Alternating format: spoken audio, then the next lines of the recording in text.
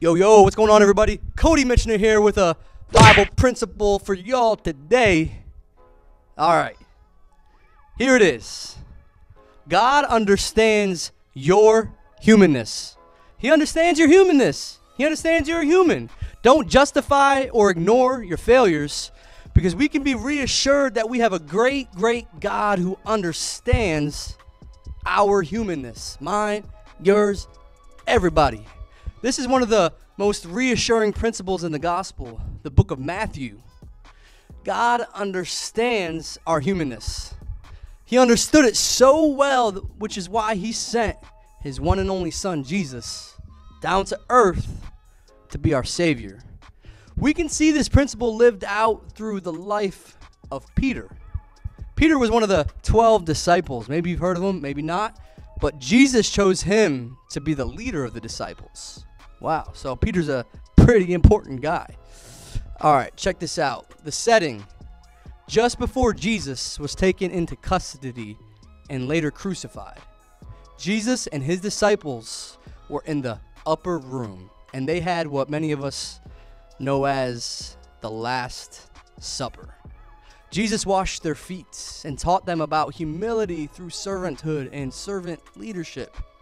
They left at nighttime, walking through the streets of Jerusalem. They headed over to the Garden of Gethsemane. Along the way, Jesus made a statement that all of them were going to run away or betray him once things started to get hot. Once things started to pop off, they were going to leave him. But Peter steps up and responds to Jesus by saying this. In Matthew 26, Peter says in verse 33, "Even if everyone else deserts you, I will never desert you." That's what Peter said.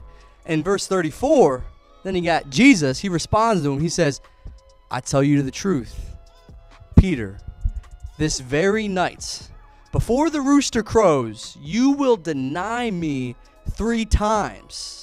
That you even know me. You will deny 3 times that you even know me." In verse 35, Peter replies. He says, "No! Even if I have to die with you, I will never deny you." And all the other disciples vowed the same. He was probably like, "Right, guys?" And they were like, "Yeah, we would never abandon you." I don't think Peter intended to be a liar. I think he was being genuine in that moment. I think he meant it. Peter was very sincere, but at the same time, very human. And at this point, Jesus knew what was coming. He knew that he would soon be crucified and die a most painful death. So Jesus took Peter, James, and John. Jesus needed to go and pray. He needed to go talk to his Father, and he asked the 3 of them to hang out and have his back. So Jesus went off a bit, and he began to pray. And he came back and he returned to his disciples. He found them sleeping. Peter was supposed to have Jesus' back, but he slept on him, literally. Peter earlier had said that he was willing to die for Jesus, but now he couldn't even stay awake for an hour. So when Jesus woke up Peter, and he said in verses 40 and 41, he told Peter, "Keep watch and pray so that you will not fall into temptation. For the spirit is willing, but the body is weak." Jesus knew of Peter's humanness, and he knows about ours as well. That we have these desires to do good in our hearts, but sometimes we miss the mark and we fail. Do you resonate with that at all? Then Jesus left them a second time to go pray, to go talk to God. And he got prayed up. He went off, got prayed up, and came back. And he found them sleeping again. So Jesus left a third time. He got prayed up, talking to God. He knew what was coming. He came back, and they were sleeping a third time.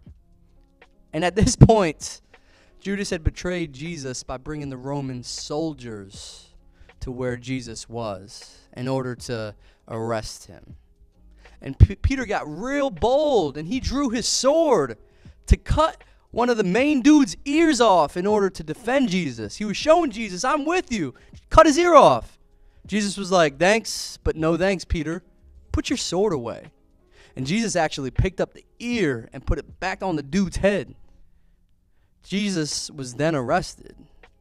A little bit later on, a servant girl came up to Peter and was like, yo, what's up, Peter?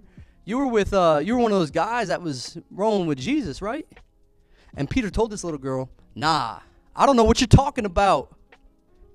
The girl was like, I know it's you. And he was like, nah, I don't know what you're talking about. Later on, another girl came out the cut and was like, yo, Peter, I know you were with Jesus.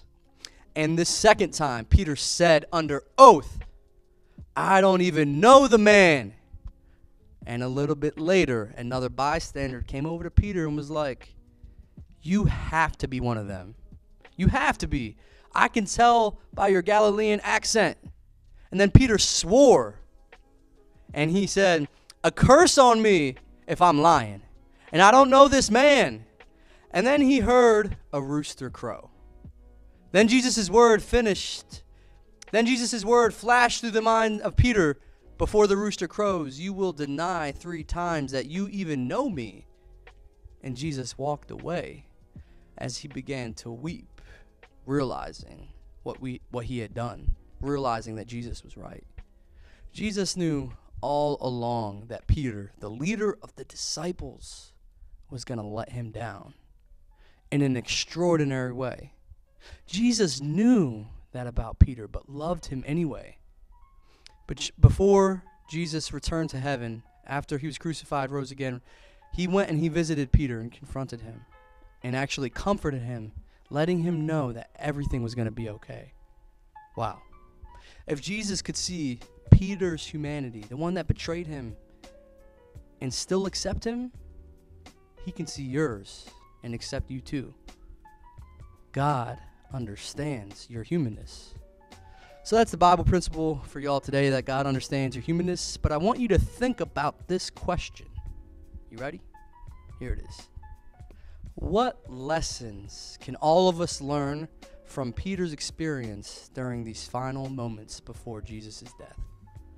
What lesson can we all learn? All right. Thanks for tuning in. Know that God understands your humanness, and soak that up and let it ring true in your life. Your knowledge of that. Let it ring true in your life. See ya.